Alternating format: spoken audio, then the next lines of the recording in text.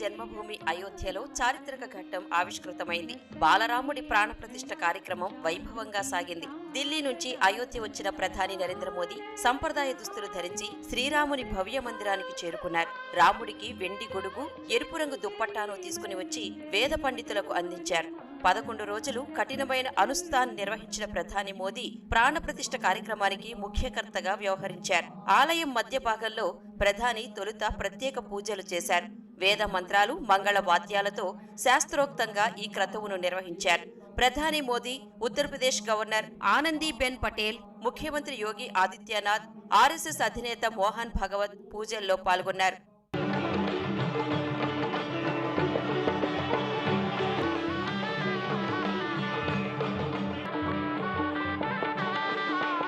తరువాత గర్భగుడిలో రామ్లల్లా విగ్రహం వద్ద ప్రధాని మోదీ ప్రాణప్రతిష్ఠ క్రతువును చేపట్టారు. వేద మంత్రోచ్చారణ మధ్య పూజాధికాలు నిర్వహించారు. మధ్యాహ్నం 12:20 నుంచి 1 గంట మధ్య అభిజిత్ లగ్నంలో 84 సెకన్ల దివ్య ముహూర్తంలో ప్రాణప్రతిష్ఠ వేడుకను నిర్వహించారు. వేద పండితుల సమక్షంలో 51 అంగుళాల ఎత్తైన రామ్లల్లా విగ్రహాన్ని ప్రధాని ఆవిష్కరించారు. రాముడికి పుష్పాలు, నైవేద్యం సమర్పించారు. అనంతరం బాలరాముడికి హారతి ఇచ్చారు. విల్లు, బాణం ధరించి బంగారు ఆభరణాలతో ముగ్ధ మనోహరంగా అలంకరించిన బాలరాముని చూసి భక్తకోటి పులకరించింది. చిరుదరహాసం, ప్రసన్న వదనంతో బాలరాముడి దర్శన భాగ్యం కలగడంతో ప్రధాని మోదీ సహా అతిథులు, ప్రజలు తన్మయత్వానికి గురయ్యారు.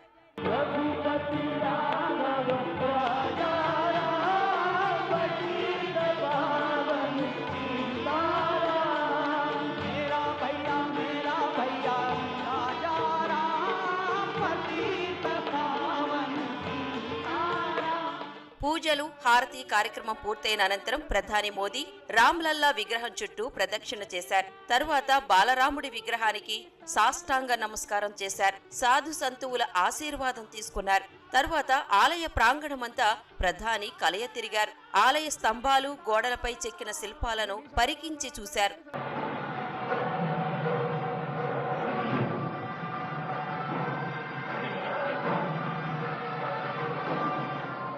25 రాష్ట్రాలకు చెందిన వాయిద్యకారులు ప్రాణప్రతిష్ఠ క్రతువు ముగిసే వరకు సంప్రదాయ మంగళధ్వని మోగించారు. అయోధ్యకు చెందిన కవి యతీంద్ర మిశ్రా నేతృత్వంలో ఢిల్లీకి చెందిన సంగీత నాటక అకాడమీ సహకారంతో వివిధ రాష్ట్రాలకు చెందిన 50 వాయిద్యాల పరికరాలతో మంగళధ్వనిని వాయించారు. ప్రాణప్రతిష్ఠ సమయంలో ఆలయంపై హెలికాప్టర్లతో పూల వర్షం కురిపించారు. ఆలయ ప్రాంగణం వెలుపల ఏర్పాటు చేసిన కుర్చీల్లో ఆసీనులైన దేశ విదేశీ అతిథులు ఈ ప్రాణప్రతిష్ఠ ఘట్టాన్ని ఎల్ఈడి తెరలపై వీక్షించారు.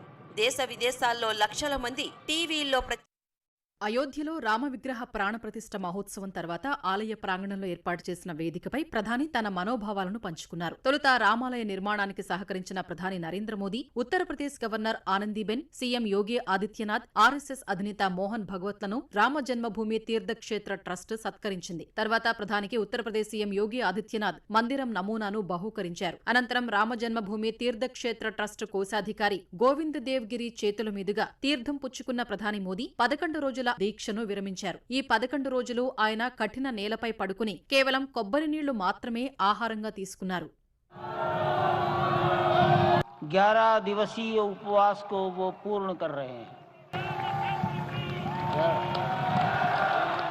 కార్యక్రమానికి విచ్చేసిన అతిథులను ఉద్దేశించి ప్రసంగించిన ప్రధాని శతాబ్దాల తరబడి నిరీక్షణ, సహనం, త్యాగాల తర్వాత ఎట్టకేలకు అయోధ్యకు మన రాముడొచ్చాడని సభికుల హర్షధ్వానాల మధ్య ప్రకటించారు. 2024 జనవరి 22 కేవలం తేదీ మాత్రమే కాదని కొత్త శకం ఆగమనమని తెలిపారు. వేల ఏళ్ల తర్వాత కూడా ప్రజలు ఈ తేదీని, క్షణాలను గుర్తుంచుకుంటారని చెప్పారు. రామ్లల్లా ఇక టెంట్లో ఉండాల్సిన పని లేదని, అద్భుత దేవాలయంలో కొలువు తీరారని ప్రధాని సంతోషం వ్యక్తం చేశారు. తపస్సులోని లోపాల కారణంగా ఈ పనిని కాలం పూర్తి చేయలేకపోయినందుకు రాముణ్ణి మోదీ క్షమాపణ కోరారు. దేశంలో రాజ్యాంగం అమల్లోకి వచ్చిన తర్వాత కూడా రాముడి ఉనికి కోసం దశాబ్దాల పాటు న్యాయ పోరాటం చేయాల్సి వచ్చిందన్నారు. చట్ట ప్రకారం రామమందిరం నిర్మించేందుకు మార్గం సుగమం చేసిన సుప్రీంకోర్టుకు ప్రధాని కృతజ్ఞతలు తెలిపారు. భారత రాజ్యాంగం తొలి ప్రతిలోని శ్రీరాముడి ప్రస్తావన ఉందని చెప్పిన మోదీ రామమందిరం నిర్మిస్తే అగ్గి రాజుకుంటుందని అప్పట్లో కొందరు చెప్పారని, అలాంటి వారు పునరాలోచించాలని సూచించారు. రానున్న 1000 ఏళ్ల కాలానికి దేశాభివృద్ధికి పునాదులు వేసేందుకు ఇదే సరైన సమయమని మోదీ చెప్పారు. చెప్పారు. సమర్థమైన గొప్ప దైవిక భారతదేశాన్ని నిర్మిస్తామని ఈ క్షణం తాము ప్రతిజ్ఞ చేస్తున్నట్లు ప్రధాని ప్రకటించారు. అనంతరం భవ్య రామమందిర నిర్మాణంలో భాగమైన సిబ్బందిపై ప్రధాని పూలు చల్లారు. అయోధ్య రామమందిరం ప్రాంగణంలో ఉన్న జటాయువు విగ్రహంపై పూలు చల్లారు. అయోధ్య రామమందిర ప్రారంభ మహోత్సవ మహాఘట్టానికి అధిరథ మహారథులు హాజరయ్యారు. ఈ ముహూర్తానికే పలువురు కేంద్ర మంత్రులు వేర్వేరు రాష్ట్రాల్లోని ఆలయాల్లో నిర్వహించిన పూజా కార్యక్రమాల్లో పాల్గొనగా కేంద్ర మంత్రి స్మృతి ఇరానీ అయోధ్యలో ప్రాణప్రతిష్ఠ కార్యక్రమానికి హాజరయ్యారు. భాజపా సీనియర్ నేత ఎంపీ రవిశంకర్ ప్రసాద్ ఈ వేడుకలకు హాజరయ్యారు. రిలయన్స్ ఇండస్ట్రీ అధినేత ముఖేష్ అంబానీ దంపతులు, వారి కూతురు ఈషా అంబానీ దంపతులు శ్రీరామచంద్రమూర్తి ప్రాణప్రతిష్ఠ వేడుకల్లో పాల్గొన్నారు. ప్రముఖ పారిశ్రామికవేత్త అనిల్ అంబానీ అయోధ్య రామమందిర ప్రారంభోత్సవానికి హాజరయ్యారు. సుప్రీంకోర్టు మాజీ ప్రధాన న్యాయమూర్తి జస్టిస్ ఎన్వి రమణ కూడా ఈ మహాక్రతువులో పాల్గొన్నారు. ఆంధ్రప్రదేశ్ మాజీ ముఖ్యమంత్రి చంద్రబాబు, జనసేన అధ్యక్షుడు పవన్ కళ్యాణ్ కార్యక్రమానికి హాజరైన వారిలో ఉన్నారు.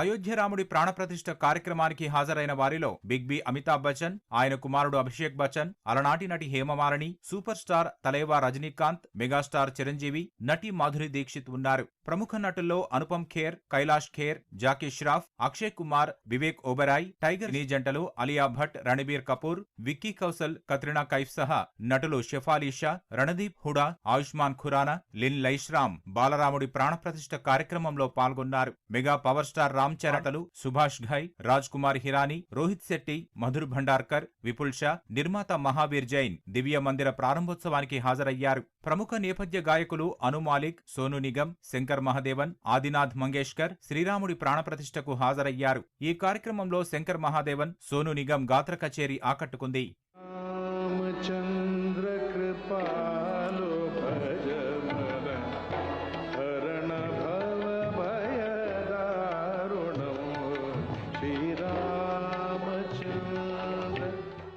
మాజీ క్రికెటర్లు సచిన్ తెండూల్కర్, బ్యాడ్మింటన్ స్టార్ సైనా నెహ్వాల్, పరుగుల రాణి పీటీ ఉషా, యోగా గురు బాబా రామ్దేవ్ శ్రీరాముడి ప్రాణప్రతిష్ఠ కార్యక్రమానికి హాజరైన వారిలో ఉన్నారు. శిల్పి అరుణ్ యోగిరాజ్ తెలిపారు. రామ్లల్లా విగ్రహ ప్రతిష్టాపన కార్యక్రమానికి హాజరైన యోగిరాజ్ తనపై శ్రీరాముడి ఆశీర్వాదం ఎల్లప్పుడూ ఉంటుందన్నారు. ప్రస్తుతం భూమిపై ఉన్న వారిలో తానే అత్యంత అదృష్టవంతుడిగా భావిస్తున్నట్లు చెప్పారు. అయోధ్యలో ప్రతిష్టకు 3 వేర్వేరు శిల్పులు 3 విగ్రహాల్ని రూపొందించగా కర్ణాటకకు చెందిన మైసూరు శిల్పి అరుణ్ యోగిరాజ్ తయారు చేసిన ప్రతిమ ఎంపికైంది. భక్తులు పోటెత్తారు. ఇక్కడ ఏర్పాటు చేసిన ఎల్ఈడీ తెరలపై అయోధ్య రామాలయ ప్రారంభోత్సవాన్ని తిలకించారు. నాయుడుపేట ఆర్యవైశ్య సంఘం ఆధ్వర్యంలో సీతారాముల కళ్యాణం నిర్వహించారు. అనంతపురం జిల్లా డి హేరేహెల్ మండలం ఓబులాపురంలో సాధువుల సమక్షంలో శ్రీరామ సంకీర్తన చేశారు. వైఎస్ఆర్ జిల్లా జమ్మలమడుగులో కోదండ రామాలయం, మెయిన్ బజార్లోని ఆలయాల్లో ప్రత్యేక పూజలు చేశారు. కర్నూలులో దేవతామూర్తుల వేషధారణలో చిన్నారులు ప్రదర్శన చేశారు. హైకోర్టులో న్యాయవాదుల సంఘం ఆధ్వర్యంలో పూజలు చేశారు. కోనసీమ జిల్లా అంబాజీపేటలో శోభయాత్ర నిర్వహించగా కాకినాడ జిల్లా ముమ్మిడివరంలో రామభజన నిర్వహించారు. గుంటూరులో రథయాత్రను నిర్వహించారు. ఏపీలోని వేర్వేరు జిల్లాలు, ప్రధాన నగరాలు, పట్టణాల్లో భక్తులు సీతారాముల వారికి ప్రత్యేక పూజలు చేశారు. ద్రాక్షారామ శ్రీ మాణిక్యాంబ సమేత శ్రీ భీమేశ్వర స్వామి వారిని ఇవాళ ఆలయం నుంచి శోభాయాత్ర చేపట్టారు. శోభాయాత్రలో ప్రత్యేక కార్యక్రమాలు నిర్వహించారు. రాజ్భవన్ ఆవరణలో ఏర్పాటు చేసిన సీతారామ లక్ష్మణ విగ్రహాల వద్ద మహిళలు సంకీర్తనలు ఆలపించారు. ఈ కార్యక్రమంలో గవర్నర్ తమిళిసై సౌందరరాజన్ శ్రీరాముడికి ప్రత్యేక పూజలు చేసి హారతి ఇచ్చారు. సికింద్రాబాద్ ఉజ్జయిని మహంకాళి ఆలయంలో నిర్వహించిన కార్యక్రమంలో కేంద్ర మంత్రి కిషన్ రెడ్డి పాల్గొన్నారు. నిజాం కళాశాల మైదానంలో సీతారాముల విగ్రహాలకు ప్రత్యేక పూజలు చేశారు. సికింద్రాబాద్ తాడ్బండ్ హనుమాన్ దేవాలయంలో అభిషేకాలు నిర్వహించారు. పలు నివాస ప్రాంగణాలు, విద్యాసంస్థల్లో కూడా శోభాయాత్రలు, ప్రత్యేక పూజలు చేశారు. హనుమకొండ జిల్లా పరకాలలో శ్రీరామ జన్మభూమి తీర్థక్షేత్ర ట్రస్టు ఆధ్వర్యంలో భక్తులు సీతారామ లక్ష్మణులు, ఆంజనేయ స్వామి వేషధారణలతో శోభాయాత్ర నిర్వహించారు. మంచిర్యాల జిల్లా మందమరిలో బైక్ ర్యాలీ చేపట్టగా నిజామాబాద్లో అయోధ్య రామమందిరం ఆకృతిలో ముగ్గులు వేశారు. నిర్మల్ జిల్లా దేవరకోట శ్రీ లక్ష్మీ వెంకటేశ్వర స్వామి ఆలయంలో శ్రీరామ పట్టాభిషేకం చేశారు. మంచిర్యాల జిల్లా తాండూరు మండలంలోని విద్యాభారతి పాఠశాలలో విద్యార్థులు జై శ్రీరామ్ ఆకారంలో కూర్చొని రామజపం జపించారు. జానకీదేవి పుట్టిల్లైన నేపాల్లోని జనక్పూర్లోని మాతా సీతాదేవి ఆలయానికి ఉదయం నుంచే భక్తులు పోటెత్తారు. రామ భజనలు, కీర్తనలు, ప్రత్యేక కార్యక్రమాలు నిర్వహించారు. అమెరికా న్యూయార్క్లోని ప్రఖ్యాత టైమ్ స్క్వేర్లో రామనామ స్మరణతో మారుమోగింది. పెద్ద సంఖ్యలో ప్రవాస భారతీయులు సంప్రదాయ దుస్తుల్లో అక్కడకు చేరుకుని భజనలు, కీర్తనలు ఆలపించారు. శ్రీరాముడి జెండార్జునను నిర్వహించారు. న్యూజెర్సీలోని మన్రోలో ఓం శ్రీ సాయి బాలాజీ టెంపుల్ కల్చరల్ సెంటర్కు 25 అడుగుల ఏకరాతి హనుమాన్ విగ్రహం చేరుకుంది. వాడీలపై ఏపీ ప్రభుత్వం కొరడా జుడిపించింది. ఈ ఉదయం 10 గంటల్లోపు విధుల్లో చేరకుంటే అంగన్వాడీ వర్కర్లు, హెల్పర్లను విధుల నుంచి తొలగించాలని ఆదేశాలు జారీ చేసింది. విధుల్లో చేరిన అంగన్వాడీ హెల్పర్లకు వర్కర్లుగా పదోన్నతి కల్పించాలని తెలిపింది. ఈ మేరకు విధులకు హాజరు కాని అంగన్వాడీల తొలగింపునకు జిల్లా కలెక్టర్లు టెర్మినేషన్ ఉత్తర్వులు జారీ చేశారు. దాదాపు 80,000 మందికి పైగా అంగన్వాడీలను తొలగిస్తూ ఉత్తర్వులు సిద్ధం చేశారు. ప్రభుత్వ హెచ్చరికలు, నోటీసుల జారీతో మొత్తం 1,04,000 మంది అంగన్వాడీ వర్కర్లు, హెల్పర్లలో 20% మంది విధుల్లో చేరారు. మిగిలిన వారికి టెర్మినేషన్ ఉత్తర్వులు సిద్ధం చేసిన ప్రభుత్వం ఈ నెల 24న అంగన్వాడీల టెర్మినేషన్పై గెజెట్ నోటిఫికేషన్ చేయాలని నిర్ణయించింది. ఈ నెల 25న కొత్త వారిని నియమించుకునేందుకు నియామక ప్రకటన ఇవ్వాలని ప్రభుత్వం నిర్ణయించింది. కొత్త వారిని నియమించుకునేందుకు 26న దరఖాస్తులు స్వీకరించాలని కలెక్టర్లను ఆదేశించింది. మీనా రాజకీయ పార్టీలకు అందించారు. తుది జాబితాకు సంబంధించి ఇవాళ పలు రాజకీయ పార్టీల నేతలతో ఆయన ప్రత్యేకంగా భేటీ అయ్యారు. ఈ సమావేశానికి తెలుగుదేశం తరపున వర్ల రామయ్య, వైకాపా తరపున MLC Lella Appireddy, CPM, CPI పార్టీల ప్రతినిధులు హాజరయ్యారు. రాజకీయ పార్టీలకు అందించిన జాబితా ప్రకారం ఏపీలో మొత్తం ఓటర్ల సంఖ్య 4,08,07,256 మంది కాగా పురుష ఓటర్ల కంటే మహిళా ఓటర్లు అధికంగా ఉన్నారు. ఏపీలో మహిళా ఓటర్లు 2,07,37,065 మంది ఉండగా పురుష ఓటర్లు 2,09,275 మంది ఉన్నారు. సర్వీసు ఓటర్లు 67,434 మంది, థర్డ్ జెండర్ ఓటర్లు 3,482 మంది ఉన్నారు. అయితే గతంలో ప్రకటించిన ముసాయిదా ఓటర్ల జాబితా కంటే ఈ తుది జాబితాతో 6 లక్షల మంది ఓటర్లు పెరిగారు. జిల్లాల వారీగా ఓటర్ల సంఖ్యలో అత్యధిక ఓటర్లు కర్నూలు జిల్లాలో ఉండగా అత్యల్పంగా అల్లూరి జిల్లాలో ఉన్నారు. ఉందని ఇది చాలా ప్రమాదకరమని తెలుగుదేశం నేత వర్ల రామయ్య అన్నారు. జిల్లాలతో పాటు నియోజకవర్గాల స్థాయిలోనూ ఓటర్ల జాబితాలను ఇవ్వాలని సీఈఓను కోరామని చెప్పారు. తప్పు చేసిన కలెక్టర్లు, అధికారులపై చర్యలు తీసుకోవాలని కోరామన్నారు. మంత్రులు విడదల రజని, వెల్లంపల్లి, మేరుగ నాగార్జున తదితరులు పెద్ద సంఖ్యలో ఫామ్ 6 దరఖాస్తులు పెట్టారని ఆరోపించారు. వైకాపా ప్రభుత్వం దొడ్డిదారునే ఎన్నికలకు వెళ్లేందుకు ప్రయత్నం చేస్తోందని విమర్శించారు. లండన్, దుబాయ్లో ఆయన వారం రోజులు పర్యటించారు. ఈ నెల 14న ఢిల్లీ నుంచి స్విట్జర్లాండ్ వెళ్లిన రేవంత్ 15 నుంచి 3 రోజులు దావోస్లో జరిగిన ప్రపంచ ఆర్థిక వేదిక సదస్సులో వేర్వేరు పారిశ్రామికవేత్తలతో చర్చలు జరిపారు. ఈ చర్చలు ఫలించి సుమారు 40,000 కోట్ల రూపాయల పెట్టుబడులకు సంబంధించిన ఒప్పందాలు జరిగాయి. మూసీ పునరుజ్జీవం, అభివృద్ధిపై ఈ నెల 18, 19 తేదీల్లో లండన్లో థేమ్స్ నది అభివృద్ధిపై అధ్యయనం చేశారు. తర్వాత దుబాయ్ వెళ్లిన సీఎం మూసీ పరివాహకంలో అభివృద్ధి, సుందరీకరణ పనులపై అంతర్జాతీయ మాస్టర్ ప్లాన్ అభివృద్ధి సంస్థలతో చర్చించారు. అనంతరం హైదరాబాద్ చేరుకున్నారు. మొదలుపెట్టనే లేదని అప్పుడే కాంగ్రెస్ నాయకులు ఉలిక్కి పడుతున్నారని భారాస వర్కింగ్ ప్రెసిడెంట్ కేటీఆర్ అన్నారు. కాంగ్రెస్ నాయకులు హామీలకు పంగనామాలు పెట్టే ప్రయత్నం చేస్తున్నారని, అయినా వదిలిపెట్టబోమని స్పష్టం చేశారు. నల్గొండ లోక్సభ సన్నాహక సమావేశంలో మాట్లాడిన కేటీఆర్ కాంగ్రెస్కి ఇప్పటికే అనేక వర్గాలు దూరమయ్యాయని తెలిపారు. ఈ పరిస్థితిని పార్లమెంట్ ఎన్నికల్లో సానుకూలంగా మలుచుకోవాలని నేతలు, కార్యకర్తలకు సూచించారు. ఫిబ్రవరి మొదటి వారం నుంచి అసెంబ్లీ, నియోజకవర్గాల సమీక్షలు మొదలవుతాయని తెలిపారు. కోమటిరెడ్డి వెంకటరెడ్డి గత నవంబర్లోనే కరెంటు బిల్లులు కట్టవద్దని చెప్పారని, నల్గొండ ప్రజలు బిల్లులు కట్టకుండా కోమటిరెడ్డికే పంపాలని కేటీఆర్ చెప్పారు. కాంగ్రెస్ పాలనలో సాగర్ ఆయకట్టుకు క్రాప్ హాలిడే ప్రకటించే దుస్థితి దాపురించిందని, కృష్ణా బోర్డుకు ప్రాజెక్టుల్ని అప్పగించి తెలంగాణ జట్టును కాంగ్రెస్ కేంద్రం చేతిలో పెడుతోందని కేటీఆర్ ఆరోపించారు. భారాసను ముక్కలు చేయడం ఎవరితరం కాదని సమావేశం తర్వాత ఎమ్మెల్యే జగదీష్ రెడ్డి వ్యాఖ్యానించారు. వెంకటరెడ్డి అన్నారు. యాదాద్రి విద్యుత్తు ప్లాంట్ కుంభకోణంలో విజిలెన్స్ సిట్టింగ్ జడ్జితో విచారణ తర్వాత జగదీష్ రెడ్డిని జైలుకు వెళ్లకుండా ఎవ్వరూ ఆపలేరని మంత్రి తెలిపారు. జగదీష్ రెడ్డి మంత్రిగా ఉన్నప్పుడు భద్రాద్రి ప్లాంట్లో జరిగిన అక్రమాలు, ఛత్తీస్గఢ్ కరెంటు కొనుగోళ్ల దోపిడీలు బయటపెడుతున్నందుకే తనపై ఆరోపణలు చేస్తున్నారని మండిపడ్డారు. దీన్ని పోలీసులు అడ్డుకోవడం చర్చనీయాంశమైంది.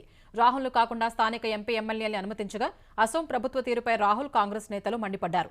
రోడ్డుపై బైఠాయించి నిరసన తెలిపారు. ఎవరు ఆలయాన్ని సందర్శించాలో ప్రధాని మోదీ నిర్ణయిస్తారని రాహుల్ ప్రశ్నించారు. తాము ఎలాంటి ఇబ్బందులు సృష్టించాలని అనుకోవడం లేదన్నారు.